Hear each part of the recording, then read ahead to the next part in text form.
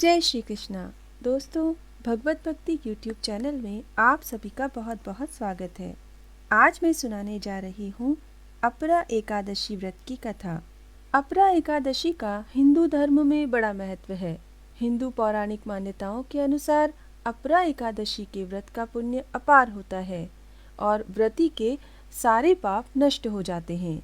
पद्म पुराण के अनुसार इस एकादशी का व्रत करने से मनुष्य भवसागर तर जाता है और उसे प्रेत योनि के कष्ट नहीं भुगतने पड़ते। कहते हैं, जो विधि पूर्वक अपरा एकादशी का व्रत करता है उसके सभी कष्ट दूर हो जाते हैं और उसे सुख, समृद्धि और सौभाग्य की प्राप्ति होती है।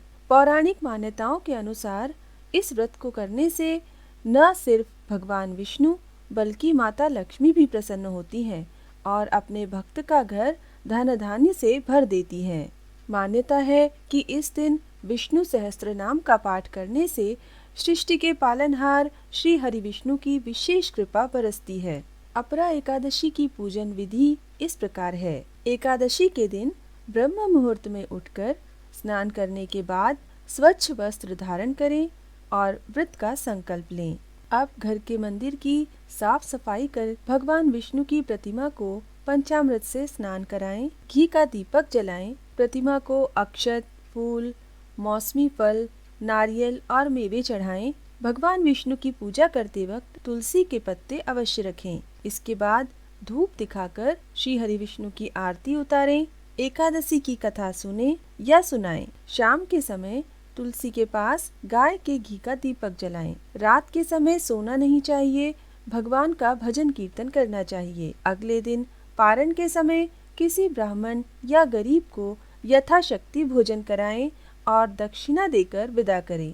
इसके बाद ही व्रत का पारण करें। अब हम अपरा एकादशी व्रत की कथा सुनते हैं, लेकिन उससे पहले अगर आप लोग हमारे चैनल में नए हैं और हमें सब्सक्राइब अभी नहीं किया है तो कृपया हमें सब्सक्राइब करें और बेल आइकन भी जरूर प्रेस करें ताकि आने वाले नए वीडियोस आपके पास समय पर पहुंच सकें। अपरा एकादशी व्रत की कथा। युधिष्ठिर बोले, हे जनार्दन, ज्येष्ठ मास की कृष्ण पक्ष की एकादशी का क्या नाम है? मैं उसका महात्म्य सुनना चाहता हूँ, उसको आप कहिए। श्री कृष्ण बोले, हे राजन, तुमने संसार के हित के लिए बहुत सुंदर प्रश्न किया है।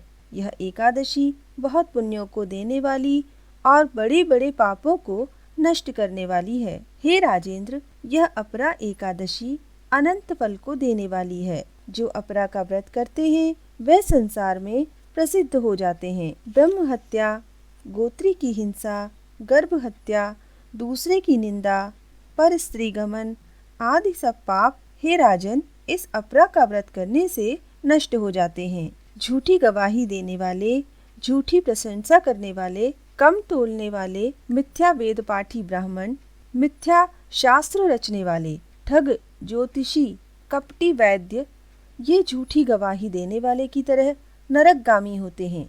हे राजन, अपरा के सेवन से ये पाप से छूट जाते हैं। जो क्षत्रिय अपने धर्म को छोड़कर युद्ध से भाग जाता है वह अपने धर्म से भ्रष्ट होकर घोर नरक में पड़ता है। हे राजन, अपरा का सेवन करने से वह निष्पाप होकर स्वर्ग को जाता है। जो शिष्य विद्या पढ़कर अपने गुरु की निंदा करता है, जो बड़े पातक से युक्त होकर नरक को जाता है, अपरा का सेवन करने से वह मनुष्य सद्गति को प्राप्त होता है। हे राजन, मैं अपरा की महिमा कहता हूँ, उसे सुनो।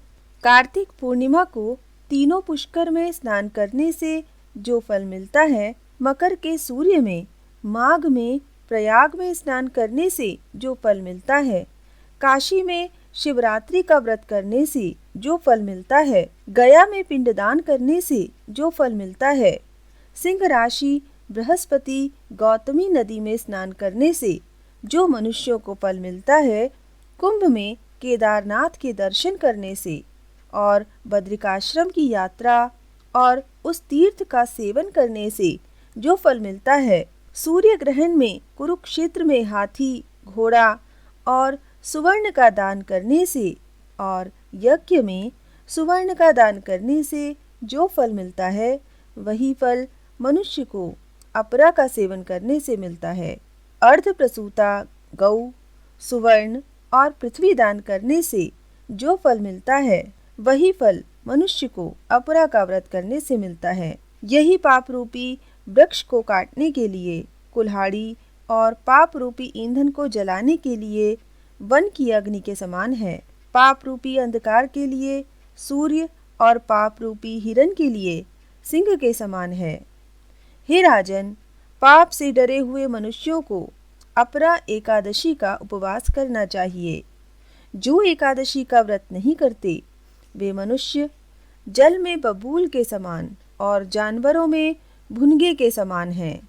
वे मरने के लिए ही संसार में जन्म लेते हैं। अपरा का व्रत और शमन देव जी की पूजा करके मनुष्य सब पापों से छूटकर विष्णु लोक को जाता है।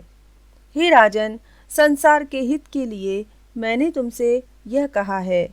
इसके महात्म्य को पढ़ने और सुनने से सब पापों से मनुष्य छूट जाता है। बोलो भगवान विष्णु की जय, माता लक्ष्मी की जय। जय श्री कृष्ण।